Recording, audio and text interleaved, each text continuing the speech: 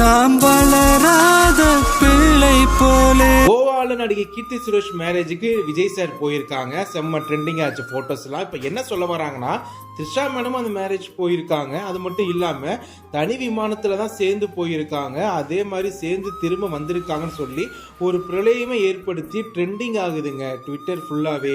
அது மட்டும் இல்லாம விஜய் சாரும் த்ரிஷாவும் எதுக்கு தனி விமானத்துல போகணும், அப்ப ஏதோ ஒண்ணு இருக்குன்னு சொல்லி ஒரு மாதிரி கொச்சப்படுத்துறாங்க. நம்ம லைஃப்லயே நம்மளுடைய ஃப்ரெண்ட்ஸ் கூட தாங்க சேர்ந்து வெளியே போவோம்.